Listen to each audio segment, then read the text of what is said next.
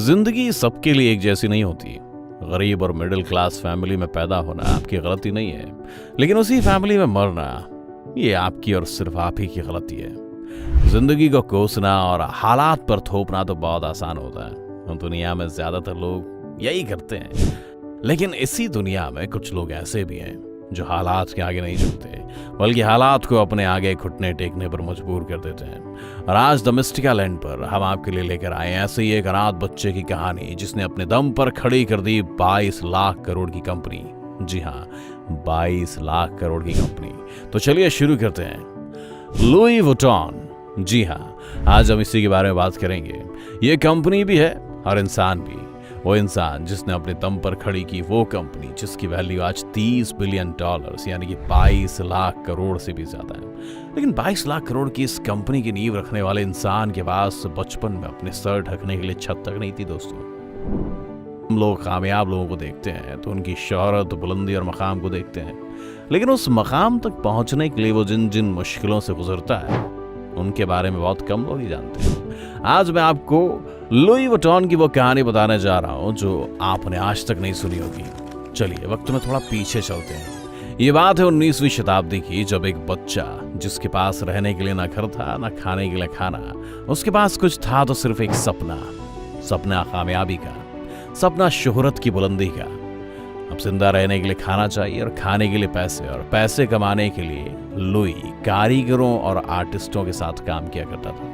उसमें उसे पैसे तो सिर्फ इतने ही मिलते थे कि बस 2 वक्त की रोटी का इंतजाम हो सके, लेकिन हुनर उसे वहां वो मिला जिसकी बदौलत उसने आज ये $1 बिलियन की एक कंपनी खड़ी की। बचपन। लुई वुइटन का जन्म 4 अगस्त 1821 को फ्रांस के आंचाई के एक गरीब परिवार में हुआ। उनके पिता किसानी करते थे और माँ हैट यानी टोपियां बनाती थी। ये वो वक्त था जब फ्रांस नेपोलियन की जंगों की वजह से नुकसान से उभर रहा था। लड़ाइयों की वजह से सभी किसानों की हालत खराब हो चुकी थी और वुइटन परिवार भी उन्हीं में से एक था। इसलिए लुई को बचपन से ही अपने पिता के साथ मजदूरी करनी पड़ती थी। वो सुबह से शाम तक खेत पर काम करता था, जानवर चराता था और लकड़ियां इकट्ठा करता था। ये सब चीजें कोई खास परेशानी की नहीं थी, क्योंकि असली मुसीबत तो अभी आनी बाकी थी। जब लुइस 10 साल के हुए तो उनकी माँ गुजर गई और उनके पिता ने भी दूसरी शादी कर ली। अब इसे आप उनकी बदकिस्मती कहो या खुशकिस्मती, पर उनकी सौतेली माँ ऐसी थी जैसे आप पिक्चरों में विलन देखते हैं। वो लुई को ना तो सही से खाना देती थी और ना ही चैन से रहने देती थी। उन्होंने लुई की जिंदगी को नर्क बना दिया था। लुई ने ये सब कुछ वक्त तक तो सहा, लेकिन जब सारी हदें पार हो गई तो 13 साल की उम्र में वो घर छोड़कर पेरिस आ गए।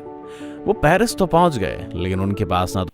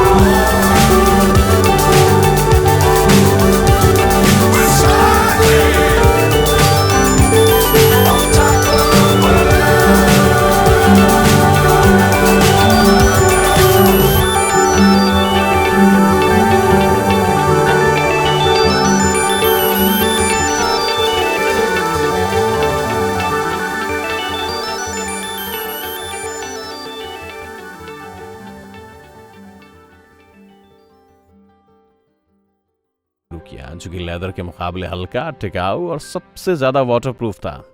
अब इससे बॉक्सेस को रेगुलर शेप में बनाना शुरू हो गया, जिससे लोग उन्हें एक के ऊपर एक रख सकते थे। इसके अलावा वो दिखने में भी शानदार और मॉडर्न लगते थे। लुई के इस एक आइडिया ने उनकी जिंदगी बदल दी और महज 2 साल के अंदर अंदर लोगों के बीच लुई वुइटन के बैग आम हो चुके थे। अब लुई ने बॉक्स के आगे बढ़कर हैंडबैग बनाने का सोचा। उस वक्त के लोगों के लिए हैंडबैग किसी सरदर्द से कम नहीं थे। लोग उन्हें सिर्फ मजबूरी में इस्तेमाल करते थे, लेकिन लुई को खुद में यकीन था कि वो कुछ शानदार कर सकते हैं। उनके बैग लेदर की जगह कैनवस के होते थे और उन्होंने इसी का फायदा उठाया। कैनवस पर नए और एलिगेंट डिजाइन बनाने शुरू कर दिए। उनके इस आइडिया ने हैंडबैग को लेकर लोगों की सोच पूरी तरह से बदल दी। अब लेडीज ने हैंडबैग को अपने कपड़ों के साथ मैच करना शुरू कर दिया। सब कुछ सही चल रहा था, लेकिन लुइस को अब भी कुछ नया करना बाकी था और उन्हें कुछ समझ नहीं आ रहा था। ऐसे में उन्होंने अपने बेटे जॉर्ज की मदद मांगी। पिता की तरह से बेटे का आइडिया भी किसी चमत्कार से कम नहीं था। जॉर्ज ने बॉक्स पर लॉक लगाने का आइडिया अपने पिता को दिया। अभी आप सोच रहे होंगे कि यार लॉक लगाने का आइडिया चमत्कारी कैसे हो सकता है, पर यकीन मानो दोस्तों, उससे पहले बॉक्स पर लॉक नहीं होता था। जॉर्ज ने लॉक के साथ बैग पर पैटर्न बना दिया, जिससे बैग एक खजाने की तरह लगने लगा। साथ ही इससे चोरी से सामान की हिफाजत होने लगी थी। और लुई वुइटन के बैग्स ने एक बार फिर से आसमानों की ऊंचाइयों को छूना शुरू कर दिया। लेकिन दोस्तों, हमने आपको बताया था ना कि हमेशा वक्त अच्छा नहीं रहता है, और अब लुई का वक्त बदल रहा था। फ्रैंको प्रूसियन वॉर की वजह से लुई का काम बंद हो गया। न सिर्फ बंद हो गया, बल्कि उन्हें घर को छोड़कर वापस शहर जाना पड़ा। लुई एक बार फिर से बेघर हो गए, लेकिन इस बार वो अकेले नहीं थे। इस बार उनके साथ उनका परिवार भी था। बाकी के रेफ्यूजीज के साथ वो एक बेहद तंग जगह पर रहने लगे थे, जहाँ पर उन्हें खाना भी सही से नहीं मिल रहा था। जब लड़ाई खत्म हुई तो वो पूरे परिवार के साथ वापस अपने घर आ गए, लेकिन उनका सारा सामान चोरी हो चुका था और वर्कशॉप बर्बाद हो गई थी। लुई ने अपनी सेविंग से अपनी वर्कशॉप को सही किया और दुकान के लिए नई जगह ढूंढनी शुरू कर दी। वॉर की वजह से प्रॉपर्टी के रेट काफी नीचे आ गए थे, जिससे लुई को शहर के अंदर दुकान काफी सस्ते रेटों में मिल गई और दुकान खुलने के 6 महीने के अंदर ही लुई का सारा काम वापस पटरी पर आ गया। लेकिन उन्हें काम को सिर्फ वापस पटरी पर ही नहीं लाना था, बल्कि इसको तेजी से चलाना भी था। इसलिए लुई ने टेक्नोलॉजी का इस्तेमाल करने का सोचा और अपने बैग्स पर पैटर्न प्रिंट करने शुरू कर दिए, जिससे वो अपने कॉम्पिटिटर्स से और 2 कदम आगे निकल गए। इनके इस नए डिजाइन ने मार्केट में धूम मचा दी और अब लुई को न सिर्फ अपने देश बल्कि विदेशों से भी ऑर्डर मिलने लग गए। इसे देखते हुए लुई ने अपना एक शॉप लंदन में भी खोल दिया। इसी के साथ शुरुआत हुई लुई वुइटन के वर्ल्ड वाइड विस्तार की। उस वक्त लुई अकेले ऐसे डिजाइनर थे जिनके प्रोडक्ट अपने देश से लेकर विदेशी अमीरों के घरों में पाए जाते थे। इसलिए लुई का सामान खरीदना आसान बनाने के लिए अपनी कंपनी का कैटलॉग जारी करने का सोचा। लेकिन उसी साल उनकी मौत हो गई। मौत की वक्त उनकी उम्र 72 साल थी और आज तक उनकी मौत की वजह किसी को नहीं पता है। पिता के गुजरने के बाद जॉर्ज ने कंपनी संभाली और उन्होंने अपने पिता की याद में एलवी का वो मोनोग्राम जारी किया, जिसे हम आज सभी देखते हैं। लुई वुइटन तो मर गए, लेकिन उनकी बनाई कंपनी आज लग्जरी फैशन की फहरिस्त में पहले नंबर पर आती है, जिसकी मार्केट वैल्यू 22 लाख करोड़ रुपए से भी ज्यादा है। दोस्तों, ये तो कहानी थी लुई वुइटन ने एक कंपनी कैसे खड़ी की इसकी। लेकिन अगर आपको आगे भी कहानी जाननी है तो हमें कमेंट करके बताइए और इस वीडियो को ढेर सारा प्यार दीजिए। अगर आज ये वीडियो आपको पसंद आई हो तो इसे लाइक करने के साथ साथ अपने दोस्तों और रिश्तेदारों के साथ शेयर जरूर करें। अगर आप ये वीडियो यूट्यूब पर देख रहे हैं तो चैनल को सब्सक्राइब करके बेल आइकन दबा दें। अगर आप ये वीडियो फेसबुक पर देख रहे हैं तो पेज को जल्दी से लाइक करें। फिलहाल के लिए इतना ही। अभी के लिए दीजिए हमें इजाजत। आपसे मुलाकात होगी अगले वीडियो में। शुक्रिया।